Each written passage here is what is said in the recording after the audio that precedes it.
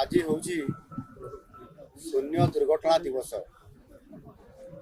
तेणु आज आम ओडिशा सरकार वाणिज्य और परिवहन विभाग तरफ आज ओडिशा प्रदेश तरफ ओडिशा सरकार तरफ आज जीरो एक्सीडेंट डे तार अभियान कार्यक्रम आज ये केन्दुझर सहर आरंभ करा जायछि।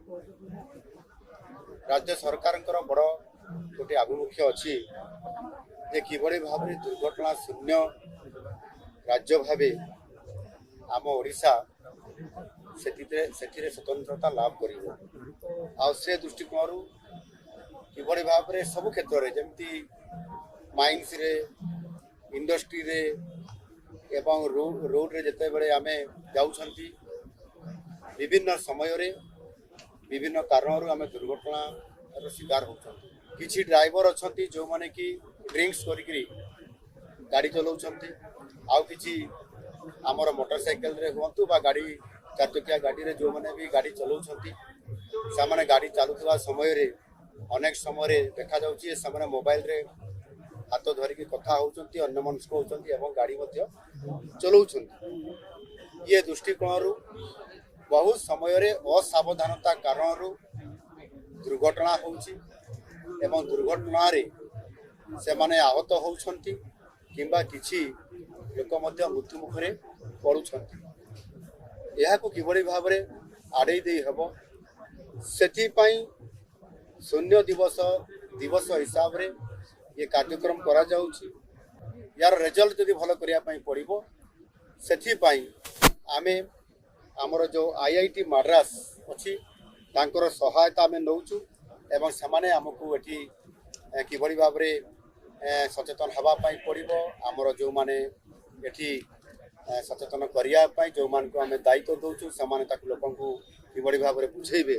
आ से ये गोटे 14 दिनिया कार्यक्रम ये 14 दिनिया कार्यक्रम को जोड़िकी आम एक्सीडेंट को कम करवा एवं एक्सीडेंट न हवा पाई आमे को एवं ता सहित आम निष्पत्ति नहींचु विशेष करी एनएच हो बा वर्क्स डिपार्टमेंट रो रोड हो पीडब्ल्यूडी रोड हो आरडी रोड हो एवं विशेष किसी जदि ओडीआर रोड हो से पथल केमिति हेबो नहीं पथल हम पथल को संगे संगे रिपेयर करा जो पथल मरा जदि जो खालटे होती ताकू जदि संगे संगे रिपेयरिंग करा मु निर्देश सरकार तरफ देइछि। बहुत जगह पथल हवा कारण एक्सीडेंट हमार बहुत संभावना थाए। ये सबको मेंटेनेंस करा जिवो, ड्राइवर मान को सचेतन करा जिवो, मोटरसाइकिल चालक मान को सचेतन करा जिवो। जो माने मोटरसाइकिल जाउछंती से माने निश्चित भाव में जेतले घर बाहरिबे गोटे हेलमेट नहीं बाहरिबे ताको सांगरे जदि किए जाउछंती सी मध्य हेलमेट नहीं जिबे।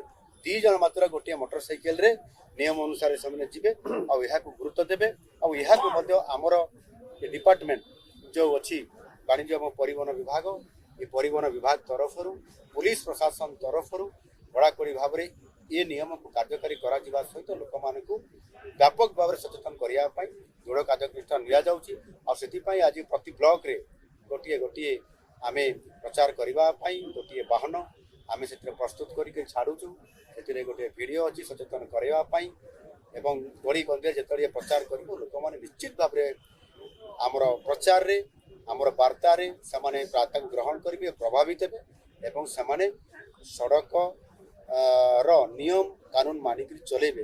ताद्वारा निश्चित भाव में सुरक्षार सहित निज घर को फेरबे एवं शून्य दुर्घटना मध्य हम जहाँकि आम सरकार जो आह्वान देइछथि आगामी दिन में सफल करेंगे।